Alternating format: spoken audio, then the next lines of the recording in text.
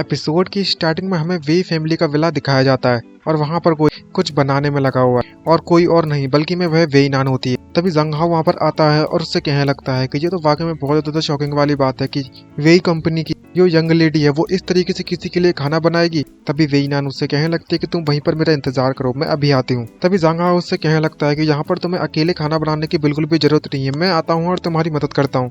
जरा तुम अपने आप देखो, तुम्हारी जो नाइफ स्किल्स है वो वाकई में बहुत ज्यादा अच्छी है। तभी वेई नान उससे कहने लगती है कि मुझे पहले इसकी आदत नहीं थी और मिस्टर वेई की तरह मैं पैदा नहीं हुई। और तो और जिस लड़के को तुम पसंद करते हो उस लड़के के लिए इस तरीके से खाना बनाना तो नॉर्मल बात है ना। और इतना ज्यादा प्यार से जब कहने लगती है तो जंग हाओ उससे कहने लगता है शर्माते हुए, इस तरीके से तुम कहना बंद करो, मैं इसे झेल नहीं पाऊंगा। तभी वेई नान जंग हाओ से कहने लगती है कि ये तो वाकई में बहुत ज्यादा रेयर बात है जब तुम जैसा क्यूट लड़का किसी के लिए खाना पकाए, तुम तो वाकई में बहुत ज्यादा पॉजिटिव हो रखे हो। तभी जंग हाओ उससे कहने लगता है कि मुझे हल्के में मत लेना, मेरे पिछले जन्म में जाने की जब मैं जिस वर्ल्ड से आया हूँ उस वर्ल्ड में मैं अकेले रहा करता था कई सालों तक और मुझे इन सब का एक्सपीरियंस ऑलरेडी है। लेकिन जब वह खाना बनाने के लिए जाता है तो अचानक से उसमें आग लग जाती है जिसको देखकर वो एकदम से डर जाता है। तभी वेई नान उसे बचाने के लिए उससे दूर कर देती है जिसको देखकर जंग हाओ कतई सरप्राइज हो जाता है और वेई नान उसका मजाक उड़ाते हुए उससे कहने लगते हैं कि तुमने तो वाकई में मेरी आज आंखें खोल दी। तभी जंग हाओ बहुत ज्यादा शर्माने लगता है और उससे कहने लगता है कि मुझे काफी ज्यादा समय हो चुका है खाना बनाए हुए, इसलिए अभी आदत नहीं है ना, भूल गया मैं। और दूसरे मन में सोचते कहने लगता है कि ज्यादा समय तो मैंने अपने उस वाले वर्ल्ड में सिर्फ बाहर से खाना खाया था, कुछ बनाया ही नहीं था। तभी वेई नान उससे कहने लगती है कि तुम छोड़ो ये सब और जाकर आराम करो, मैं तुम्हारे लिए खाना बना कर लाती हूँ। इसको देखते हुए जो जंग हाओ होता है मन में सोचते कहने लगता है कि ऐसा तो मैंने कभी सोचा भी नहीं था कि इतने ज्यादा डोमिनेटिंग प्रेसिडेंट है उसकी दूसरी साइड भी ऐसी होगी। और तभी कुछ समय बाद दिखाया जाता है कि वहाँ पर उसने कई सारा बढ़िया बढ़िया खाना बनाकर उसके सामने पेश कर दिया होता है जो कि देखने में काफी ज्यादा मजेदार लग रहा है।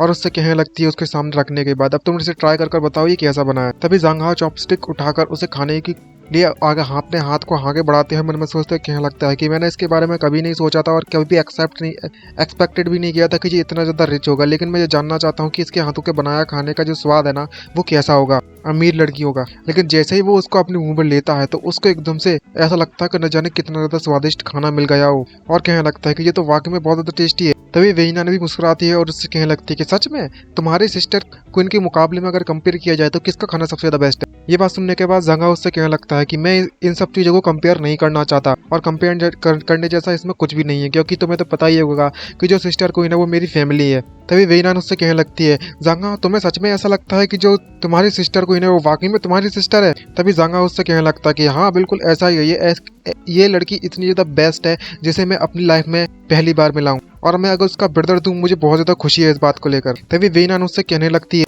कि तुम्हारी सिस्टर तो बहुत ज्यादा अच्छी है, तुम्हें लगता है सच में, क्योंकि अगर वाकई में तुम्हारी सिस्टर इतनी ज्यादा अच्छी होती तो वो गे बनने का नाटक नहीं करती या भी लेस्बियन कह सकते हो। ये बात सुनने के बाद जंग हाओ उससे कहने लगता है कि झूठी झूठी खबरें इधर उधर मत फैलाओ तो ठीक रहेगा तुम्हारे लिए। तुम्हें तो एक बार पता ही होगा कि यहाँ इस वर्ल्ड की जो लड़कियां हैं वो अपने फेस के बारे में इतना ज्यादा नहीं देखती और वो वैसे भी काफी ज्यादा ब्यूटीफुल है। तुम्हें लगता है कि वो इतनी ज्यादा बेवकूफ होगी जो अपने आप को इतना ज्यादा बदनाम कर देगी बस मुझे अप्रोच करने के लिए। तुम ऐसा मत सोचो कि हर किसी का कोई ना कोई मकसद होता है मेरे पास आने के लिए। मेरी जो सिस्टर क्वीन है वो मेरी फैमिली है और वो मेरी सिस्टर है और मैं अपनी सिस्टर को बहुत ज्यादा पसंद करता हूँ, बहुत ज्यादा। ये बात सुनने के बाद वेई नान का जो मूड होता है वो बहुत ज्यादा खराब हो जाता है और उसकी ये बात सुनती है कि ये इसे पसंद करता है अपनी सिस्टर क्वीन को तो भाई साहब को गुस्से में आ जाती है और कहने लगती है सच में पसंद करते हो। तभी जंग हाओ कहने लगता है हाँ पसंद करता हूँ, वो भी फुल कॉन्फिडेंस के साथ। और जब इतना कॉन्फिडेंस जंग हाओ के अंदर देखती है तो इसे आग उबल होने लगती है और मन में सोचता है कहने लगते हैं कि इस जान को ने आखिरकार ऐसा क्या जादू कर दिया जंग हाओ पर कि वो उसकी हर बात मानने के लिए तैयार है। और वो इस वक्त बहुत ज्यादा गुस्से में होती है और अपने आप को शांत करती है और कहने लगते खैर वो सब छोड़ो, सबसे पहले तुम मुझे खाओ। तभी जंग हाओ वेई नान से कहने लगता है कि तुम्हारा बहुत बहुत शुक्रिया कि तुम मुझे इतना ज्यादा प्यार दिखाती हो, लेकिन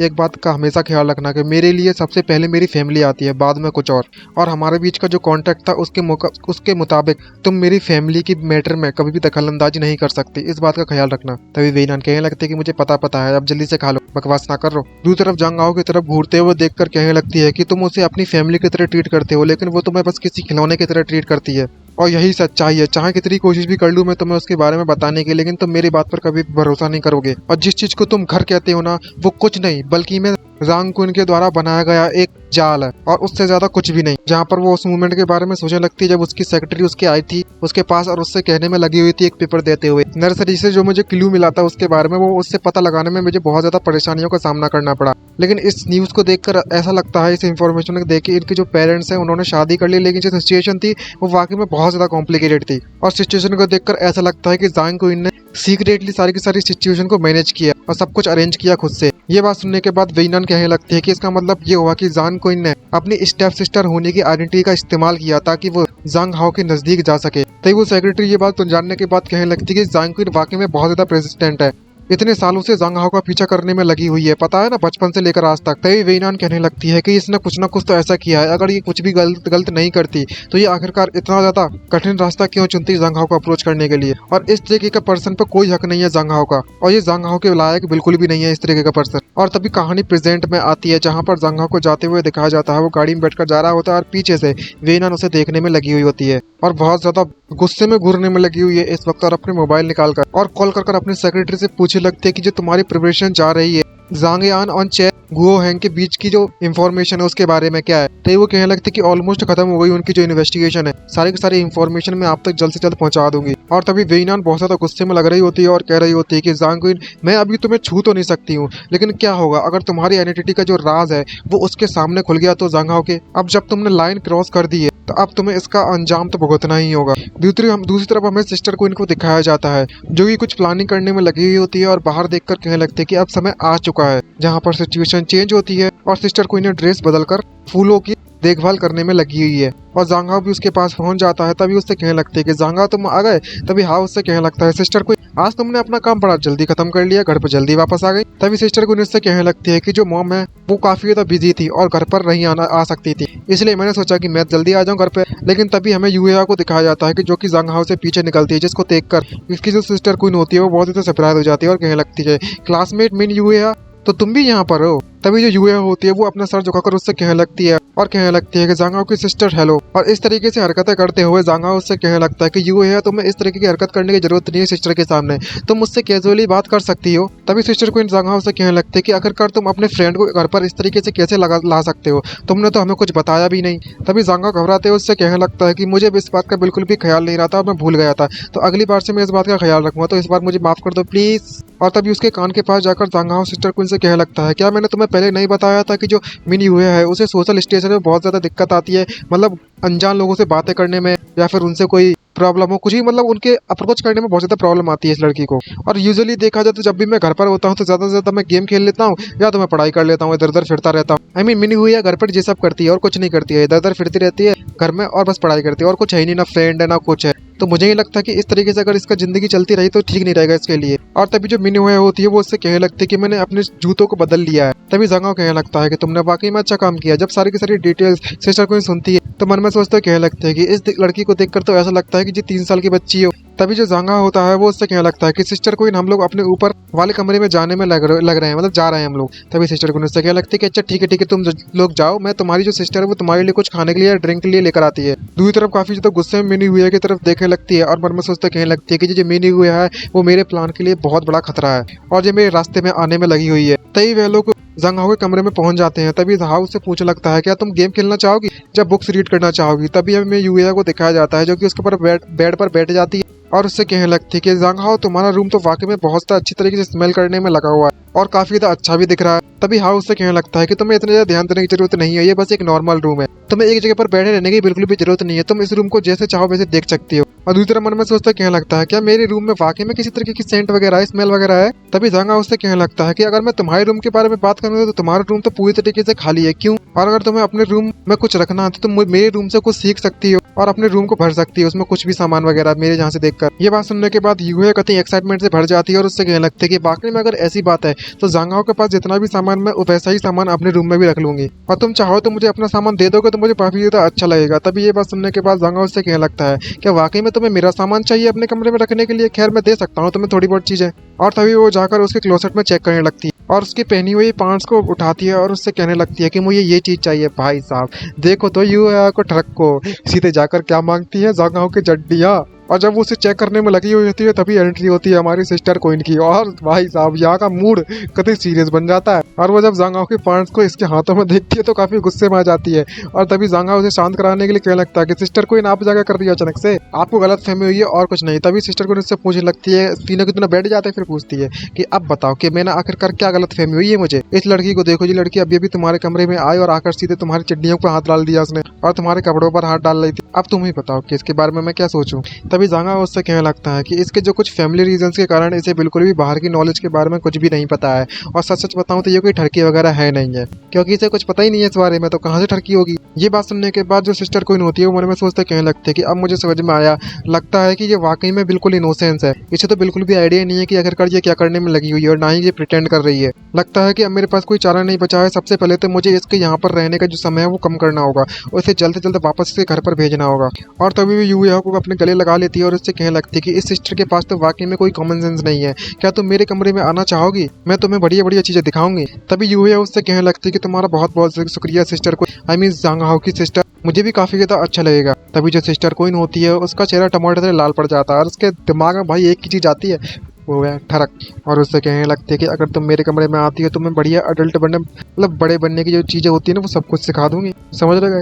अडल्ट की चीजें सिखाएगी और तुम्हें कुछ ऐसी मूवीज दिखाऊंगी जो कि सिर्फ लड़कियां ही देखती हैं। तो तुम मुझे लगता है कि तुम्हें तो कोई दिक्कत नहीं होनी चाहिए ना हाउ। और जब इस तरीके से सीक्रेटली बात कर रहे होते तो हाउ को कुछ ना कुछ तो गड़बड़ लग रही होती है। और उसको वापस से गले लगाते हुए उससे कहने लगता है कि तुम युवा को कुछ गलत वगैरह मत सिखाना उल्टा सीधा, ठीक है? और जब सिस्टर क्वीन उसको इस तरीके से गले लगाते हुए देखती है तो भाई इसकी आग बबूले हो जाती है और कहने लगती है कि तुम्हें चिंता करने की बिल्कुल भी जरूरत नहीं है। ये लड़कियों के बीच की मैटर है और जो लड़कियों के पीछे की बातें हैं और कुछ ऐसी चीजें हैं जो सिर्फ लड़कियों के बीच में होती है, तो मुझे नहीं लगता कि तुम्हें उसके बीच में टांग अड़ानी चाहिए। और जरा इस जांगा को देखो जी किस तरीके से मेरा जो हाव है वो इसे प्रोटेक्ट करने में लगा हुआ है। और तभी यूया को खींचने लगती है और उससे कहने लगती है कि लड़कियों को लड़कियों के साथ थोड़ा बहुत तो खेलना चाहिए ना। चलो सिस्टर तुम मेरे साथ चलो यूया, तुम्हें तुम्हारी सिस्टर सिखाएगी कि आखिरकार लड़कियों को क्या क्या करना चाहिए। और इस तरीके से हरकतें करते हुए हाव उसे देखता है तो कहने लगता है घबराते हुए, सिस्टर क्वीन आज देखकर तुम्हें ऐसा लगता है कि जब तुम्हारे साथ कुछ गड़बड़ है। क्या ऐसा पॉसिबल हो सकता है कि तुम यूया में अपना इंटरेस्ट दिखा रही हो? तो क्योंकि इसने अपनी जो आइडेंटिटी है इसे लेस्बियन के तौर पर बताया था, तो ये पॉसिबिलिटी हो सकती है, ऐसा सोच रहा है। ये बात सुनने के बाद यूया आई मीन ये सरप्राइज हो जाती है सिस्टर को और क्यूट सी स्माइल मारती है, उससे कहने लगती है कि ऐसी कोई भी बात नहीं है। और जब इस तरीके से स्माइल मारती है तो जांगाओ को कुछ ठीक नहीं लग रहा होता और तभी सिस्टर क्वीन डायरेक्टली जांगाओ के बहुत नजदीक आ जाती है और उसके जो गुब्बारे होते हैं वो सीधे जाकर यूया के मुंह पर लग जाते हैं। और जब इस तरीके से पकड़ा जाता है जांगाओ को तो जांगाओ सरप्राइज हो जाता है और कहने लगता है कि सिस्टर क्वीन क्या हुआ। और तभी अचानक से दिखाया जाता है कि किस तरीके से सिस्टर क्वीन होती है वो जांगाओ को किस कर देती है, वो भी बहुत जोर से, वो भी फोर्सफुली, जबरदस्ती। भाई ठरक लेवल तो देखो इसका, कंट्रोल ना हो रहा है। यहाँ पर वो सिर्फ कह रही होती है, मन में सोचते है कि मुझे सिर्फ तुम पर ही भरोसा है जांगाओ, मैं सिर्फ तुम पर ही टिकी हुई हूँ, बता भला किसी और पर क्यों जाऊं मैं। और इतनी ज्यादा जोर दे जब होता है ना तो सांस लेने में बहुत ज्यादा दिक्कत हो जाती है जांगाओ, क्योंकि कुछ ज्यादा ही हो जाता है ओवर, और वो अचानक से अपराध हो जाती है भाई। और जांगाओ से कहने लगता है कि सिस्टर क्वीन आखिरकार तुम क्या करने में लगी हुई है यहाँ पर। और दूसरी तरफ यूए को दिखाया जाता है जो कि वहाँ पर बेहोश हो गई होती है शब्द देखने के बाद, क्योंकि माहौल बहुत गर्म हो गया। और जब यूए इस तरीके से बेहोश हो जाती है तो पूछने लगता है कि यूए क्या तुम ठीक हो? तभी यूया कहने लगते कि मुझे बस ऐसा लग रहा था कि मुझे सांस लेने में बहुत ज्यादा दिक्कत आ रही थी, क्योंकि उसके जो तो बड़े बड़े गुब्बारे थे ना वो इसके मुंह पर लग गए होते हैं, तो जिससे कि यूया को सांस लेने में बहुत ज्यादा दिक्कत आ रही थी उस मोमेंट पर। और जब सिस्टर क्वीन उसे देखती तो उससे डायरेक्टली कह देती है जांगाओ से कि मैंने तुमसे झूठ बोला। और इस वक्त सिस्टर क्वीन वाकई में बहुत ज्यादा सीरियस है। और तभी नेक्स्ट सीन में हमें बाहर का सीन दिखाया जाता है जहाँ पर जोरों से बारिश होने में लगी हुई होती है और जांगाओ यूया को वापस से उसके घर पर भेज रहा होता है और कहने लगता है कि तुम सावधानी से घर पर जाना। क्या जो मेरी सिस्टर है उसने तुम्हें अनकंफर्टेबल महसूस कराया है क्या? तभी यूया उसे मना कर देती है कि ऐसा कोई बात नहीं है, मैंने बस वहाँ पर सांस लेने में थोड़ी दिक्कत आ गई थी, कुछ ज्यादा ही बड़े थे ना वो। तभी जांगाओ उससे कहने लगता है कि जो मेरी सिस्टर को वो तुमसे क्लोजनेस दिखाना चाहती थी और कुछ नहीं, और काफी ज्यादा ऑकवर्ड महसूस कर रहा होता है ये सब कहते हुए। क्या तुमने मेरी सिस्टर को देखा? लेकिन जो यूया होती है वो कुछ भी रिएक्शन नहीं देती। और खैर इस बात को काटते हुए जांगाओ उससे कहने लगता है कि तुम इस बारे में भूल जाओ, एक बात का ख्याल रखना कि जब तुम घर पर पहुंच जाओ तो मुझे जरूर बताना कि तुम घर पर पहुंच चुकी हो। और इसी तरीके से वो टैक्सी में बैठकर वहां से चली जाती है और वो काफी ज्यादा सीरियस होती है और अपने बैग में कुछ देखने लगती है जहाँ पर वही पेंडेंट है जो कि जांगाओ के द्वारा उसे दिया गया था। और उसको देखते हुए कहने लगती है क्या जिस लड़की को जांगाओ पसंद करता है क्या वो उसकी सिस्टर है? दूसरी तरफ हमें दिखाया जाता है कि जहाँ का जो मूड होता है वो कल ज्यादा ही इंटेंस हो गया होता है, क्योंकि जो उसकी सिस्टर है उसने उसे बोल दिया कि वो उससे झूठ बोल रही थी अब तक। और तेज बारिश में वहाँ लोग खड़े हुए थे और जांगाओ को इस तरीके से दिखाया जाता है कि जितने जाने कितना ज्यादा सीरियस हो गया हो। और वो कहने लगता है कि सिस्टर को, और उस मूवमेंट के बारे में याद करने लगता है कि किस तरीके से वेइना ने उसे बताया था कि जो अच्छी सिस्टर होती है वो अपने स्टेटस का, अपनी स्टेप सिस्टर होने का जो स्टेटस है उसका इस्तेमाल नहीं करेगी तुम्हारे पास आने के लिए, और तुमसे ये नहीं बोलेगी कि वो एक लेस्बियन है। और कहने लगता है दूसरे मन में सोचते हुए कि जो भी वेइना ने उससे कहा था उस वक्त वो सच था। तभी वो डायरेक्टली उससे पूछने लगता है कि सिस्टर कोइन मुझे सच सच बताना, क्या तुम्हारी जो बीमारी थी वो सब एक झूठ था। लेकिन उसकी सिस्टर कोइन कुछ भी नहीं कह पाती और वह उससे कहने लगती है कि नहीं ऐसी कोई बात नहीं। और तभी वो उससे माफी मांगने लगती है और उससे कहने लगती है कि हाँ मुझे माफ कर देना, लेकिन मैं थी जिसने तुमसे झूठ बोला और मैं कोई लेस्बियन वगैरह नहीं हूँ और ऐसे किसी के साथ नहीं चली जाती और ना ही कोई बिच वगैरह हूँ। मैं बस तुमसे बहुत प्यार करती हूँ, मैं तुम्हें बहुत पसंद करती हूँ हद से ज्यादा। ये बात सुनने के बाद ज़ांग हाओ कतई शौक हो जाता है और तभी उसकी सिस्टर को उसे बताने लगती है कि मैं तुम्हें इतना ज्यादा पसंद करती हूँ कि तुम्हारे लिए कुछ भी करने के लिए तैयार हूँ। लेकिन जो मेरी मॉम है इस बात के लिए बिल्कुल भी एग्री नहीं होंगी, इसलिए मैं इस बात के लिए प्रिटेंड कर सकती हूँ कि मैं एक लेस्बियन हूँ और मैं लड़कियों को पसंद करती हूँ, जिससे कि जो मेरी मॉम है वो मुझे तुम्हारे नजदीक आते हुए देखेंगी तो उन्हें कुछ भी ऐसा नहीं लगेगा और मुझे तुम्हारे पास आने से नहीं रोकेंगे। ये बात सुनने के बाद उसका चेहरा टमाटर लाल पड़ जाता है और वो बहुत ही ज्यादा शौक होता है और घबराने लगता है और कहने लगता है लेकिन कैसे। लेकिन जो सिचुएशन है वो कुछ ज्यादा स्ट्रेंज और बहुत ज्यादा अजीब नहीं हो जाएगी सिस्टर को। तभी सिस्टर को इस तरह बढ़ने लगती है और उससे कहने लगती है मुझे पता है इस बारे में, मुझे पता है कि ये काफी ज्यादा गलत है और काफी ज्यादा वियर्ड तरीका है, लेकिन ये सिर्फ यही एक सबसे ज्यादा फास्टेस्ट तरीका था जिससे कि मैं अपनी मॉम को एग्री कर सकूं ताकि मैं तुम्हारे साथ जिंदगी भर रह सकूं। मैं तुम्हें फिर से अपनी जिंदगी में दोबारा नहीं खोना चाहती। और भाई इसका चेहरा वाकई में बहुत सीरियस हो गया होता है इस वक्त और वो बारिश में भीगने लगती है। इस तरीके से जब ज़ांग हाओ उसे भीगते हुए देखता है इससे कहने लगता है कि सिस्टर कोइन तुम्हें इतना ज़्यादा एक्साइटेड होने की जरूरत नहीं है, तुम्हें इस तरीके से भीग जाओगी तो तुम्हें बुखार हो जाएगा और बीमार हो जाओगे। और उससे पूछने लगता है कि तुम्हारे कहने का मतलब है कि तुम मुझे खोदोगे द्वारा से, तुम्हारा मतलब है कि जब हम लोग छोटा हुआ करते थे तुम उस मोमेंट के बारे में बात कर रही हो क्या, जब डे केयर में हम लोग जाया करते थे। ये बात सुनने के बाद वो उससे कहने लगती है कि जो सिस्टर को होती है उससे कहने लगती है कि हाँ यही बात, मुझे पता है कि हमारे चाइल्डहुड के बारे में तुम्हें कुछ भी ज्यादा याद नहीं है, तुम्हारे साथ रहने के लिए मैं कुछ भी करने के लिए तैयार हूँ, मैं बस तुम्हारे साथ रहना चाहती थी और मैं तुम्हारे लिए कुछ भी करने के लिए तैयार हूँ। मुझे पूरी जिंदगी भर अगर तुम्हारे लिए कुछ भी करना भी पड़े ना तो मैं वो भी करने के लिए तैयार हूँ। और सिर्फ इतना ही नहीं बल्कि मैं बचपन से लेकर आज तक सीक्रेटली तुम्हारे आसपास ही रहकर बड़ी हुई हूँ, एलिमेंट्री स्कूल से जूनियर स्कूल तक और जूनियर स्कूल से अब तक हमेशा मैं तुम्हारे ही साइड रही हूँ, तुमसे कभी भी दूर नहीं गई। मैं तुम्हें इतना ज्यादा पसंद करती हूँ कि मैं अपने आप को कंट्रोल भी नहीं कर पा रही और तुम्हें इतना ज्यादा पसंद करती हूँ कि मैं इसे पागलों जैसी हरकतें करने में लगी हुई हूँ। और जब ये लोग अपने आपस में डिस्कस करने में लगे हुए होते हैं तभी किसी की पीछे से आवाज आती है और पीछे से कोई कहने लगता है मुझे लगता है कि मैं बिल्कुल सही समय पर आई हूँ इस वक्त। और ये बात सुनने के बाद जो सिस्टर खून होती है वो कतई सरप्राइज हो जाती है और तभी हमें दिखाया जाता है कि ये और कोई नहीं बल्कि मैं मिस्टर वेई नान होती है, जहाँ पर वो भी काफी ज्यादा भीग गई होती है और बारिश में खड़ी हुई होती है। उसकी जो सेक्रेटरी होती है उसे अम्ब्रेला देते हुए उससे कहने लगता है कि आप इस तरीके से वहाँ पर नहीं जा सकती, आपको बुखार जब बीमार लग जाएगी, सर्दी लग जाएगी। और जब वो उन दोनों को बात करते हुए देखती है तीनों की सिचुएशन काफी ज्यादा ऑकवर्ड हो जाती है। और तभी वेई नान उससे कहने लगती है कि ज़ांग हाओ मैंने तुमसे जो भी पहले कहा था वो वाकई में सच था, अब तो तुम्हें मेरी बात पर भरोसा हुआ, तुम इसे अपनी फैमिली की तरह समझते हो, लेकिन ये लड़की तुम्हें अपनी फैमिली की तरह नहीं समझती। ये बात सुनने के बाद जो सिस्टर क्वीन होती है वो और भी ज्यादा शॉक हो जाती है और कहने लगती है कि जो आखिरकार ये वेई नान है वो उसका ज़ांग हाओ से लेना क्या लेना देना है और अभी अभी आखिरकार ऐसा क्या कहा है इसने, क्या बताया है इसको। तभी वेई नान उससे कहने लगती है कि ज़ांग हाओ से कि ये तुम्हारी जो सिस्टर क्वीन है वो स्टार्टिंग से लेकर अभी तक सिर्फ तुम्हें चीट करते हुए आ रही है, लेकिन तुम अभी भी इस पर इतना भरोसा रखना चाहते हो। और ज़ांग हाओ इस मूवमेंट पर कुछ भी नहीं कह पाता क्योंकि उसे कुछ भी समझ में नहीं आ रहा कि क्या करना चाहिए। और वो उससे कहने लगती है कि वेई नान कि तुम मुझे फॉलो करो, ज़ांग हाओ तुम पास्ट में जैसे हुआ करते थे तुम उससे पूरी तरीके से डिफरेंट हो अभी के मोमेंट में, जितना तुम भूल गए हो ना पास्ट के बारे में उसके मुकाबले में। ये बात सुनने के बाद ज़ांग हाओ भी थोड़ा सरप्राइज हो जाता है क्योंकि ये अपनी लाइफ से देखा जाए रियली में देखा जाए तो पूरी तरीके से बदल चुका है क्योंकि इसकी बॉडी में किसी और की सोल आ गई है। ये बात सुनने के बाद जो वेई नान सिस्टर क्वीन होती है वो वेई नान को ये बातें कहते सुनती है तो वो बहुत ज्यादा गुस्से में हो जाती है और उससे कहने लगती है कि तुम्हारी बहुत बकवास होगी, तुम यहाँ से चली जाओ, अगर तुम यहाँ से नहीं गई तो मैं पुलिस को बुला लूंगी और तुम्हें हमारे फैमिली के मैटर में इस तरीके से टांग अड़ाने की कोई भी जरूरत नहीं है। और जब इस तरीके से सिस्टर क्वीन गुस्से में होती है तो जो ज़ांग हाओ होता है वो उसे शांत कराता है और उसे बुलाता है और उसे कहने लगता है कि तुम्हें शांत हो जाना चाहिए। तब इस तरीके से सिस्टर क्वीन उसे देखती है और उससे कहने लगती है ज़ांग हाओ तुम्हें इस वेई नान को इग्नोर कर देना चाहिए, तुम्हें जल्द से जल्द पहले तो घर में वापस चले जाना चाहिए और मैं तुम्हारी जो सिस्टर है वो तुम्हारा ख्याल रखेगी। तभी हमें ज़ांग हाओ को दिखाया जाता है जो कि उस अम्ब्रेला को पकड़े हुआ होता है वो सिस्टर क्वीन को पकड़ा देता है, जिसको देखकर वो सरप्राइज हो जाती है। और तभी ज़ांग हाओ उससे कहने लगता है कि सिस्टर क्वीन मैं चाहता हूँ कि तुम सबसे पहले घर में वापस चली जाओ और तुम यहाँ पर मेरा इंतजार करो और मैं तुम्हारे सभी सवालों का जवाब दूंगा बाद में और तुमसे बाद में बात करूंगा।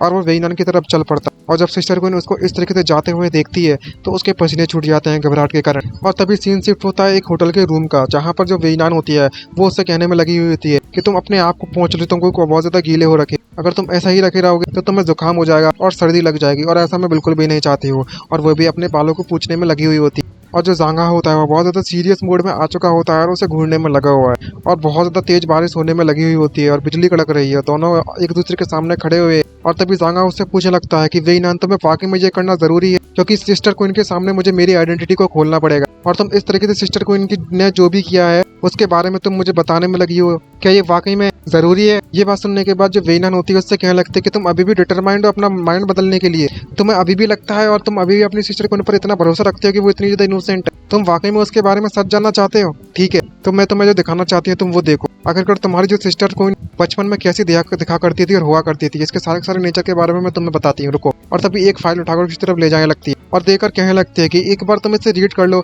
तो तुम समझ जाओगे कि आखिरकार मैं क्यों नहीं चाहती कि तुम उसके पास जाओ। ये बात जानने के बाद जो जांगा होता है वो सरप्राइज होता है और उससे कहने लगता है कि तुमने यहाँ पर मेरी फैमिली मेंबर्स को इन्वेस्टिगेट करने के लिए किसी को हायर भी कर लिया।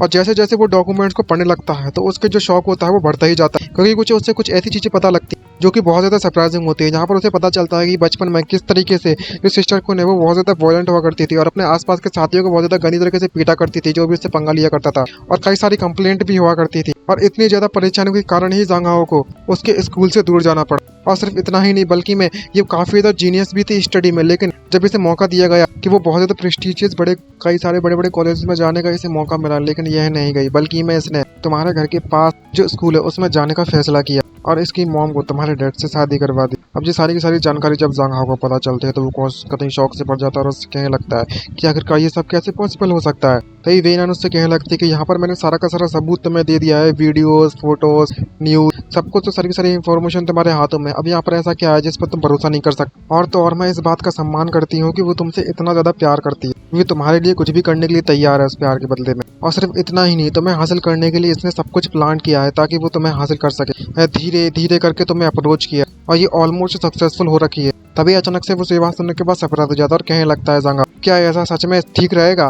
तभी वेइनान उससे कहने लगता है कि मुझे पता है जांगाओ कि तुम क्या सोचने में लगे हुए हो, तुम्हें लगता है कि इसके छोड़ देना ही बेटर रहेगा और ये सब एक नॉर्मल बात है कि जैसे तुम पसंद करते हो तुम उसका पीछा करो, लेकिन एक बार ध्यान से सोचो। और अब मैं तुम्हें बताती हूँ कि अगर तुम जिस तरीके से क्लियर एंड अच्छी तरीके से जान सको कि आखिरकार क्या मैटर है। और एक सिगरेट उठाकर पीने लगती है, वाह सिगरेट पी रही है, और उसे बताने लगते है कि अगर तुम्हारे वर्ल्ड के नजरिए से इसको देखा जाएगी कि एक लड़का एक लड़की का पीछा करते रहे और वो अपना बेस्ट दे ताकि वो उस लड़की को हासिल कर सके, वो तुम्हें सीक्रेटली फॉलो करे, तुम्हारे फोटो खींचे, तुम्हारी लाइफ में दखलंदाजी करे, तुम्हारे स्टडी में, तुम्हारी पढ़ाई में, तुम्हारे जिंदगी के हर एक पल में बीच में आए, तुम्हें हासिल करने के लिए तुम्हारी जो सोशल लाइफ है और तुम्हारी जो फैमिली है वो पूरी तरीके से बदल जाए। अगर ये प्रोफेशन नहीं है तो क्या है? तुम्हें क्या लगता है इस बारे में? अगर तुम थोड़ा ध्यान से सोचो पीछे जाकर तो तुम्हें लगता है कि ये जो परेशानी है वो कोई छोटी मोटी है। बात करें तुम्हारी सिस्टर क्वीन के बारे में, क्या वो वाकई में तुम्हारी वह सिस्टर क्वीन है जिसे तुम पसंद करते हो, यानी कि तुम अभी वाले, ना कि पास्ट वाले? ये बात सुनने के बाद वो कुछ भी बोल नहीं पा रहा हो और तभी वेइनान उससे पूछने लगती है, क्या तुम्हें सच्चाई के बारे में पता चल चुका है? क्या तुमने इसे रिकॉग्नाइज कर लिया है? अगर तुम वापस जाना चाहते हो तो तुम्हें अपनी सिस्टर क्वीन से दूर रहना होगा और मेरे साथ कोऑपरेट करना होगा ताकि हम दोनों मिलकर ब्लड मून का जो फिनोमेना है उसके बारे में स्टडी कर सके। क्या तुम्हें मेरी बात समझ में आई?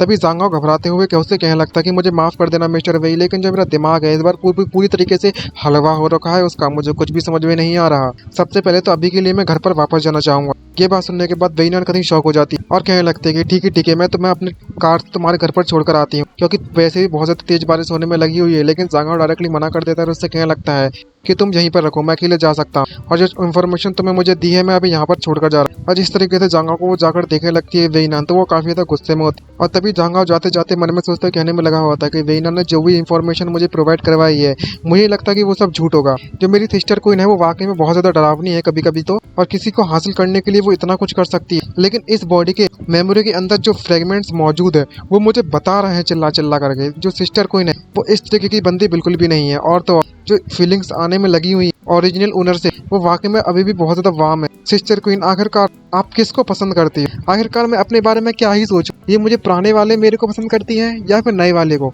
और ये जो चीजें हैं वो हम फेस टू फेस डिस्कस कर सकते हैं। और वो अपने जब घर पे पहुंच जाता है तो घर के सामने सिस्टर क्वीन को बैठा पाता है जो अम्ब्रेला का इस्तेमाल नहीं कर रही होती है और बारिश में भीगने में लगी हुई होती है। और जब वो भीगने में लगी हुई होती है तो बहुत ज्यादा घबराई हुई होती है और बैठी हुई होती है और कह रही होती है क्यों, आखिर क्यों ऐसा हुआ, और उसे बहुत ज्यादा ठंड लग रही होती है। तभी अचानक से उसके ऊपर एक अम्ब्रेला आता है जिसको देखकर वो सरप्राइज जाती है और वो और कोई नहीं बल्कि मैं जांगाओ होता है, जिसको देखकर वो अपना सर उठाकर सामने देख तो वो घबरा जाती है। तभी जांगाओ उससे कहने लगता है कि सिस्टर क्वीन में वापस आ चुका हूँ और वो अचानक से एकदम से शांत हो जाती है, थोड़ा अब अपने आप को अपने दिल को शांत कराती है सिस्टर को, और उससे कहने लगती है कि तुम्हारा बहुत बहुत शुक्रिया है हमारे घर में। तभी सिस्टर को अंदर आने के बाद उससे पूछने लगती है किचन में जाने के बाद, क्या तुम गर्म पानी लेना चाहोगे ताकि तुम अपने आप को गर्म कर सको। और डायरेक्टली जांग हाओ से पूछने लगती है कि तुम मुझे ये बताओ कि आखिरकार इतनी बारिश में तुम किसी और के घर पर जाकर क्या करने में लगे हुए थे, क्या तुम मुझे बता सकते हो ऐसा। और तुम इस तरीके से भीग के मुझे देखने के बाद तुम मेरी चिंता करने में लगे थे, तुम्हें लगता है कि मुझे कोल्ड हो जाएगा। तभी जांग हाओ उससे कहने लगता है कि सिस्टर को तुम्हें और ज्यादा काम करने की बिल्कुल भी जरूरत नहीं है, वो सब छोड़ो, पहले मेरे पास आओ, मेरे पास कुछ क्वेश्चन है जो मैं तुमसे पूछना चाहता हूँ।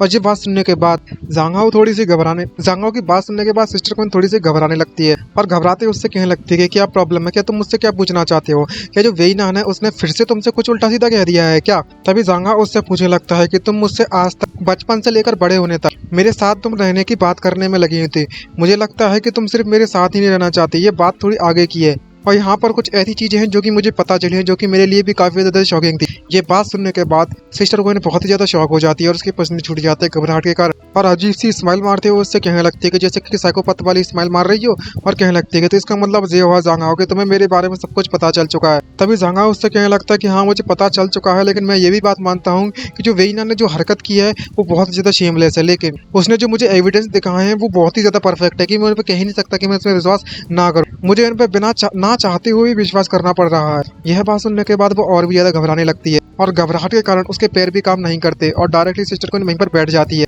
और उससे पूछने लगती है, हे हाओ हाओ, मैं तुम्हें आज एक कहानी सुनाना चाहती हूँ। एक समय की बात है, एक छोटी लड़की हुआ करती थी, वह काफी खुश रहा करती थी और काफी ज्यादा अच्छी फैमिली थी, और उसकी उस समय की जो जिंदगी है वो काफी ज्यादा मजे से गुजरने में लगी थी। और तभी अचानक से इसकी किस्मत थी वो अचानक से खराब हो गई, और तभी उसके पेरेंट्स ने डिवोर्स ले लिया, और उसकी जो हंसी खुशी वाली जिंदगी थी वो पूरी तरीके से तबाह हो गई। और इसके जो फादर हैं वो दूसरे किसी और लड़की से उन्होंने शादी कर ली डिवोर्स के बाद, और उन्होंने अपनी नई फैमिली चालू कर दी। और बात करें मदर की, तो मदर ने मुझ पर बिल्कुल भी ध्यान नहीं दिया है, क्योंकि वो काम में बहुत ही ज्यादा बिजी रहा करती थी, इसलिए वह लड़की अपने फादर के नए घर में कुछ समय के लिए रही, और कुछ समय के लिए अपनी मदर के घर पर रही। और उस गर्ल की फादर की फैमिली में उसकी जो स्टेप मदर थी वो उसे बिल्कुल भी पसंद नहीं किया करती थी, इसलिए वो हमेशा उसे पीटा करती थी और अब्यूज किया करती थी। लेकिन उस लड़की का जो फादर था वो वाकई में बहुत ज्यादा डरपोक था, उसकी हिम्मत भी नहीं हुई थी कि वो अपनी डॉटर को बचाने के लिए उसके सामने एक शब्द भी कह सके, और वो अपनी डॉटर को इस तरीके से अब्यूज होते देखा करता था। और अंत में आकर वो जो लड़की थी वो अपने हाथ यानी कि उस स्टेप मदर के घर से भी निकाल दिया गया एक दिन, और उसकी उम्र तो 6 साल की भी नहीं थी, 6 साल से कम होने के बाद भी उसे घर से बाहर 2 दिन कचड़ों में रहना पड़ा था, जब तक उसकी मॉम उसे लेने के लिए नहीं आ गई थी। और इसी तरीके से वो जो छोटी लड़की थी उसने अपने आप को अपने आप में ही बंद कर लिया और दूसरों से बात करना बंद कर दिया। और दूसरे लोग जब इस लड़की को यानी कि उस बच्ची को इस तरीके से देखते हैं तो उसके बारे में सिर्फ बुरा ही बुरा कहते हैं, और अपने बच्चों से ये कहते हैं कि तुम इस लड़की के साथ कभी भी मत खेलना, नहीं तो तुम्हारे लिए बिल्कुल भी अच्छा नहीं होगा, क्योंकि ये बहुत ज्यादा गुस्से वाली लड़की है और बहुत ज्यादा बेकार पर्सनैलिटी है, अगर तुम इसके साथ जाओगे तो तुम भी बिगड़ जाओगे। और ये सब चलता रहा तब तक जब एक दिन अचानक से एक लड़का उसके पास आता है और आकर कहता है कि आखिरकार तुम यहाँ पर अकेली क्यों खड़ी हुई हो, चलो हम लोग साथ में मिलकर खेलते हैं। जो कि किसी एंजल की तरह आया था उस लड़की के पास उनके प्री स्कूल में, जहाँ पर वो लड़का उस लड़की का बिल्कुल भी पीछा नहीं छोड़ा करता था और हमेशा उसके पीछे जाकर कहा करता था कि आखिरकार तुम अकेली क्यों हो, तुम मेरे साथ आकर खेल सकती हो, हम साथ में लंच करते हैं। और जब वो लड़की उस लड़के को इग्नोर भी किया करती थी तो वो लड़का फिर भी उसे इग्नोर नहीं करता था, यहाँ तक कि आसपास के जितने भी लोग हुआ करते थे और उसी के साथ के जो स्टूडेंट हुआ करते थे प्री स्कूल के, वो भी उससे यही कहा करते थे कि आखिरकार तुम इस लड़की के साथ क्यों फिरते रहते हो, तुम्हें उस लड़की से दूर रहना चाहिए, क्योंकि ये बहुत ज्यादा बेकार लड़की है, हमेशा लड़ती रहती है दूसरों से और दूसरों को पीटती रहती है। और जरा उसकी बॉडी को तो देखो, इसकी बॉडी पे हमेशा चोट बनी रहती है। और बाकी के लोग भी यही कह रहे होते हैं, बिल्कुल सही कहा, हमें साथ में मिलकर खेलना चाहिए, तुम्हें उस नोटी लड़की से दूर रहना चाहिए, डर्टी गर्ल से। ये बात सुनने के बाद जो छोटा सा लड़का होता है वो उसे देखने लगता है और देखता है किस तरीके से वो लड़की उसे इग्नोर कर देती है और वापस से अपने एक कोने में चली जाती है। और वो लड़की मन में सोचते हुए कहने लगती है कि लो, मैं फिर से आइसोलेट हो चुकी हूँ, मुझसे कोई भी बात नहीं करना चाहता, अकेला यही लड़का था और वो भी मुझसे दूर हो गया है, और ये कोई और नहीं बल्कि मैं सिस्टर क्वीन होती है, और वह लड़का जांग हाओ है, जितना तो आप समझ ही गए होंगे। और तभी जांग हाओ से छोटी सी सिस्टर क्वीन के पास जाता है, जिसको देखने के बाद सिस्टर क्वीन बहुत सरप्राइज हो जाती है और जांग हाओ एक क्यूट सी स्माइल मारता है, जिसके कारण वो लड़की को सिस्टर क्वीन को समझ नहीं आ रहा होता कि आखिरकार ये बंदा मुझसे बात क्यों करने में लगा हुआ है, यह इतनी ज्यादा बेकार लड़की हूँ, सभी लोग मेरी बुराई करते हैं, लेकिन अकेला यही एक ऐसा लड़का है जो कि मुझसे बात कर रहा है। तभी जांग हाओ उसे उसका हाथ पकड़कर लेकर जाता है और कहने लगता है कि हम लोग साथ में खेलेंगे। और सभी लड़कों से कहने लगता है कि मुझे लगता है कि तुम्हें यहाँ पर गलतफहमी हो रखी है, ये लड़की बिल्कुल भी बेकार नहीं है, ये भी हमारी ही तरह काफी ज्यादा अच्छी है और काफी ज्यादा कूल लड़की है ये। और जब उसका हाथ पकड़कर जांगहाओ उसे ले जा रहा होता तो उसके आंखों में ये सीन देखने के बाद आंसू निकल कर आ जाते हैं, क्योंकि आज तक कोई भी उसके नजदीक आने से भी डरा करता था और कोई भी उसके नजदीक नहीं आना चाहता था, ना ही उसके साथ कोई खेलना चाहता था। सब लोग उससे सिर्फ नफरत किया करते थे। और इस तरीके से इस लड़के ने इस लड़की के दिल में अपना जगह बनाई, जहाँ पर कई बार उसे चोट लगा करती थी तो जो लड़का था वो हमेशा उसकी अच्छी तरीके से केयर किया करता था और कहा करता था कि अपनी बॉडी को तुम हमेशा प्रोटेक्ट कर रखना, और अगर तुम इसी तरीके से अपने आप को चोट पहुंचाती नहीं तो मैं तुम्हारे लिए डॉक्टर बन जाऊंगा, ताकि मैं हमेशा तुम्हें फ्यूचर में भी इसी तरीके से ट्रीट कर सकूं और सही कर सकूं तुम्हारे इन घाव को। और इसी तरीके से जो लड़का है वो इस छोटी सी सिस्टर क्वीन का इकलौता दोस्त बन गया। और जो लड़की है जो सिस्टर क्वीन, वो इस लड़के को किसी खजाने की तरह देखती है और इसकी जिंदगी में इस लड़के से ज्यादा इम्पोर्टेंट कुछ भी नहीं है। लेकिन तभी अचानक से एक एक्सीडेंट हो गया उसके साथ। उस लड़की ने एक गलती कर दी जिसके कारण उस लड़के की सारी याददाश्त चली गई, क्योंकि उस वक्त उसने जो एक्सप्रेशन उस लड़के को दिखाए थे वो उसके कारण बहुत ज्यादा शौक में चला गया था। और इसी कारण से उस लड़के के जाने की जांगहाओ की याददाश्त जाने के कारण वो सब कुछ उस लड़की के बारे में भूल गया और उसके पेरेंट्स ने उसको दूसरे स्कूल में दाखिला दिला दिया। और जो लाइट उस लड़की के जिंदगी में एक बार फिर से आई थी वो फिर से चली गई और फिर से वो अंधकार में खोने लगी। लेकिन उस लड़की को उस लड़के से बिल्कुल भी दूर नहीं होना था और वो इस बात के लिए अपने आप को हमेशा ब्लेम देती रही कि ये सब उसके कारण ही हुआ है। लेकिन इसने डरकर भागने का ना सोचते हुए उस मुसीबत का और उस प्रॉब्लम का सामना करना सही समझा, क्योंकि उसे पता है कि उसकी जिंदगी में उसकी लाइट क्या है। और इसी कारण से वो लड़की उस लड़के को सीक्रेटली प्रोटेक्ट करना जारी रखा। और जो मेडिसिन स्टडी करना चाहता था वो लड़का, उस लड़के की जगह पर उसने खुद मेडिसिन स्टडी की और एक अच्छी बच्ची की तरह, एक अच्छी और सुशील लड़की की तरह उसने व्यवहार करना चालू कर दिया। और वो एक परफेक्ट वुमन बनना चाहती थी जो कि उस लड़के के लिए काबिल हो। लेकिन उस लड़की के लिए उस लड़के को दूर दूर से देखना बिल्कुल भी काफी नहीं था। और उसकी जो इतनी ज्यादा डिजायर थी कि उस लड़के के पास जाना, वो अपने आप अपनी डिजायर को कंट्रोल नहीं कर पाई और वो उसके पास जाना चाहती थी। और उस लड़के के पास जाने के लिए उसने अपने फादर और अपनी मदर का भी इस्तेमाल कर लिया ताकि वो उस लड़के के ज्यादा नजदीक जा सके। और उस लड़की को अपनी जिंदगी में किसी बात का कोई भी पछतावा नहीं है, भले इसका जो डिसीजन है वो इसकी पूरी की पूरी लाइफ को भले तबाह क्यों ना कर दे, इससे इस लड़की को कोई फर्क नहीं पड़ता। तभी हमें दिखाया जाता है कि जो सिस्टर क्वीन है वो बहुत ज्यादा बुरी तरीके से रोना चालू कर देती है और उसके आंसू निकल आ रहे होते हैं। और हमारे बाकी के जो व्यूअर्स हैं जो कि सिस्टर क्वीन के फैन है वो बिल्कुल भी इसको इस तरीके से रोते हुए नहीं देख सकते। और जब ये बात जांगहाओ को पता चलती है तो वो काफी ज्यादा इमोशनल हो जाता है और मन में सोचता है क्या लगता है तो वाकई में क्या जो सिस्टर क्वीन और जांगहाओ के बीच का यह बॉन्ड है। दूसरी तरफ जो सिस्टर क्वीन होती है वो रोते रोते जांगहाओ से कहने में लगी हुई होती है कि मुझे पता है जांगहाओ, लेकिन मुझे माफ कर देना कि मैं एक पजेसिव परवर्ट हूँ, आई मीन ठरकी जो तुम्हारा पीछा करते रहती हूँ हर वक्त। और वो लड़की की जो कहानी में तुम्हें सुनाने में लगी हुई है वो और कोई नहीं बल्कि मैं ही हूँ। और वो उससे जोरों जोरों से माफी मांगने लगती है। तभी हाव कुछ भी नहीं कह पाता। तभी सिस्टर क्वीन उससे कहने लगती है ये तो नेचुरल बात है कि तुम अपनी सिस्टर क्वीन से नफरत करोगे, क्योंकि मैंने कुछ काम ही ऐसा किया है। मैं बस तुम्हें बहुत ज्यादा पसंद करती हूँ और मैं तुम्हारे साथ जिंदगी भर रहना चाहती हूँ और मैं तुम्हें किसी और की लड़की के साथ शेयर नहीं करना चाहती। और किसी और के साथ जब मैं देखती हूँ तो मुझे बहुत ज्यादा बुरा लगता है। ये बात जब जांगहाओ को पता चलती है मन में सोचता हूँ कहने लगता है कि मुझे इस बारे में बिल्कुल भी अंदाजा नहीं था कि मेरी बचपन में ऐसा भी कुछ हुआ था। लेकिन सिस्टर क्वीन जिस तरीके से मुझे ट्रीट करती है और किस तरीके से मुझे प्रोटेक्ट करती है वो भी हर दिन, भले ही हम सिबलिंग्स हैं वो भी सिर्फ नाम में, लेकिन हम लोग ब्लड रिलेटेड नहीं है। और तो और देखा जाए तो मैं भी सिस्टर क्वीन को पसंद करता हूँ। तभी हमें सिस्टर क्वीन को दिखाया जाता है जो कि अपने घुटनों के बल वहां पर बैठी हुई होती है और रोने में लगी हुई होती है और जांगहाओ से कहने में लगी हुई होती है कि मुझे पता है कि मैंने बिल्कुल भी ठीक नहीं किया है और अगर तुम मुझसे वाकई में नफरत करते हो तो तुम चाहो तो मैं तुम्हें छोड़कर यहाँ से जा सकती हूँ और मैं मेरा जो सपना था तुम्हारे साथ रहने का मैं उस पर भी गिव अप कर दूंगी और तुमसे जितना ज्यादा हो सके उतना ज्यादा दूरी बना रखूंगी और तुम्हें पूरी की पूरी जिंदगी पर कभी भी परेशान नहीं करूंगी। ये बात सुनने के बाद जांगहाओ उसके पास आता है और अपना हाथ बढ़ाकर उससे कहने लगता है कि तुम्हें इस मुझसे माफी मांगने की बिल्कुल भी जरूरत नहीं है।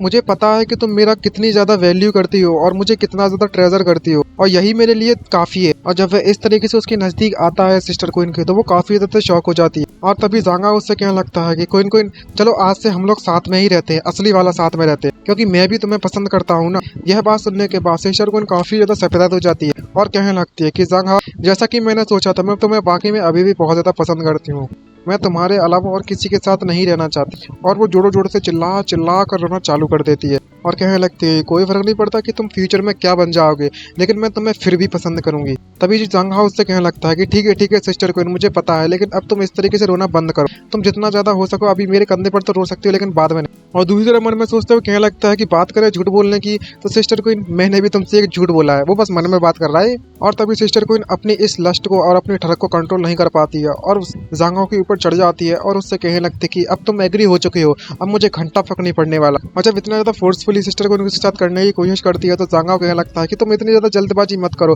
थोड़ा शांत हो जाओ सिस्टर कोइन, अपने आप को शांत रखो।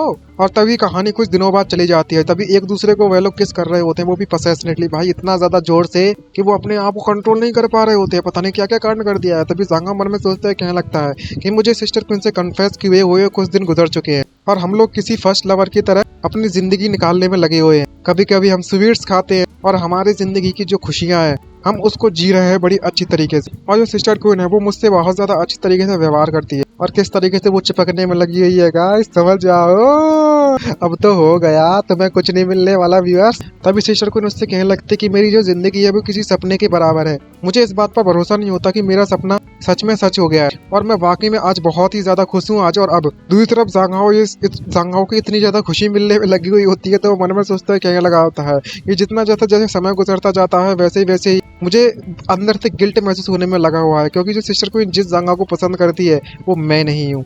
मुझे पता है कि मैं सिस्टर क्वीन को वाकई में बहुत ज्यादा पसंद करता हूँ, लेकिन सिस्टर क्वीन उस बेस पे मुझे पसंद करती है जो कि बॉन्ड जांगाओ और सिस्टर क्वीन के बीच का था, जो कि इनके चाइल्डहुड से। लेकिन इस समय पर जो मैं हूँ पूरी तरीके से डिफरेंट हूँ और अपने चाइल्डहुड के बारे में बिल्कुल भी नहीं जानता। तभी सिस्टर क्वीन उससे कहने लगती है कि तुम्हारी सिस्टर है वो अपना काम जल्द से निपटा कर तुम्हारे लिए खाना बना देगी, फिर तुम्हें डिनर के लिए बुला लेगी और तुम यहाँ पर इंतजार करना बेबी। और भाई यहाँ तो बाबू सोना होने लगा। तभी जांगाओ भी मान जाता है और वो तभी जांगाओ मन में सोचता कहने लगता है कि मेरी किस्मत तो वाकई में बहुत ज्यादा अच्छी है। और जरा देखो तो जरा मैं किस तरीके से इसने मुझसे कहा और मैं एग्री भी हो गया। और अगर मैं अभी की सिचुएशन के बारे में ध्यान से सुनूं और सोचूं तो इसको कह सकती हूँ कि मैं वाकई में मैंने किसी और व्यक्ति का फायदा उठा रहा हूँ। और मुझे लगता है कि मुझे कुछ ना कुछ समय निकाल कर सिस्टर को इनसे बात करनी होगी इस बारे में और जो भी मेरी सच्चाई है वो सब कुछ इसे बताना होगा। और अगर मैं सिस्टर को इनको सब कुछ सच सच बता देता हूँ तो क्या फ्यूचर में सिस्टर कोइन है वो मुझे इसी तरीके से पसंद करेगी या फिर मुझे छोड़कर चली जाएगी। और तभी वो सिस्टर कोइन को बुलाकर कुछ कहने की कोशिश करने लगता है, लेकिन तभी सिस्टर कोइन उसे पीछे मुड़कर देखती और एक क्यूट सी प्यारी सी स्माइल दे देती है और कहने लगती है कि क्या हुआ जांगाओ बेबी। और जब यह सुनता है ना हाँ हाँ बेबी, तो भाई साहब इसके मन में लड्डू तो छोड़ो साले बॉम्ब के गोले फूट जाते हैं और वो कुछ भी नहीं कह पाता उसके सामने। और कहने लगता है कि मैं तुमसे कुछ नहीं कहता हूँ, तुम जा सकती हो और अपना काम कर सकती हो। और कहने लगता है कि अब मैं नहीं कन्फेस कर सकता। और इसी तरीके से समय गुजरता जाता है। तभी फैंगोंग कंपनी का सीन दिखाया जाता है और बताया जाता है कि जैसे जैसे एक मुसीबत टली तो दूसरी आ गई मेरे सामने, जहाँ पर मैं वेइनान को दिखाया जाता है जिसके सामने जांगाओ बैठा होता है। वेइनान जांगाओ से कहने में लगी हुई होती है कि तुम पे अपॉइंटमेंट लेने के लिए मुझे वाकई में बहुत ज्यादा समय लग गया, तुमने तो वाकई में बहुत जलवे दिखा दिए जांगाओ। तभी जांगाओ उससे कहने लगता है कि तुमने मुझे अचानक से यहाँ पर क्यों बुला लिया है, क्या हुआ। तभी वेइनान अपने पैरों से उसके पैरों पर पैर फिराने लगती है और कहने लगती है कि मैं तुमसे बस कुछ पूछना चाहती थी, क्या तुम्हारी सिस्टर से तुम्हारे जो मैटर थे क्या तुमने उस मैटर को पूरी तरीके से सेटल कर लिया है, सॉल्व कर लिया है। और भाई कितनी ज्यादा डेविलिश स्माइल मारने में लगी हुई है बढ़िया रेड कलर की वाइन पीते हुए।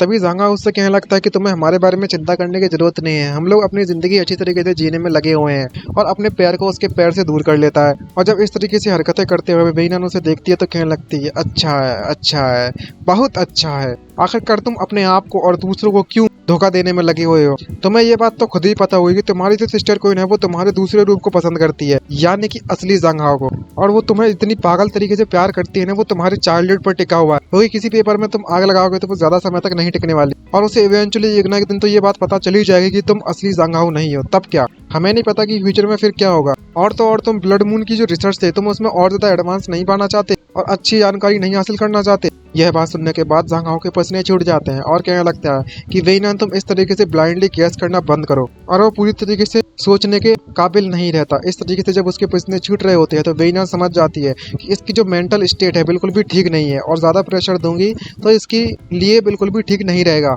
और इस तरीके से फोर्स करती भी रहूंगी तो जो मैं चाहती हूँ इस तरीके अफेक्ट नहीं पड़ने वाला। और मन में सोचते हुए गुस्से में देखते हुए कहने लगती है कि जांगाओ अगर तुम किसी नाइटमेयर में फंस जाते हो तो मेरे पास सिर्फ एक ही तरीका बचता है तुम्हें उस नाइटमेयर से निकालने का। तभी वो जांगाओ से कहने लगती है कि तुम्हारे जो आर्मचोर वाला करियर है उसके बारे में मैं तुम्हें एक प्रपोजल देना चाहती हूँ। और बताने लगती है कि अपने टैबलेट में देखने के बाद कि तुम इस वक्त टॉप 3 आर्मचोर्स में आती हो, वो भी गेम एरिया में और DY प्लेटफॉर्म पे। और तुम्हारे जो चैनल पर इतना ट्रैफिक आता है वो वाकई में बहुत ज्यादा हाई है, जिसे तुम हेड ट्रैफिक भी कह सकते हो। और तुम्हें तो ये बात पता ही होगा कि जो इंटरनेट सेलिब्रिटीज होते हैं उनकी जो लिमिट होती है वो ज्यादा हाई नहीं होती। और तुम्हें तो ये बात पता ही होगी कि जो बाकी की जो नंबर 1 और नंबर 2 आर्मचोर्स हैं उन्होंने ऑलरेडी अपनी खुद की एक कंपनी खोल रखी है और उनका एक खुद का प्रोडक्ट बेचता है, क्योंकि तुम्हारे जो फैंस है तुम उनकी इकोनॉमिक इन्फ्लुएंस को बिल्कुल भी इग्नोर नहीं कर सकते।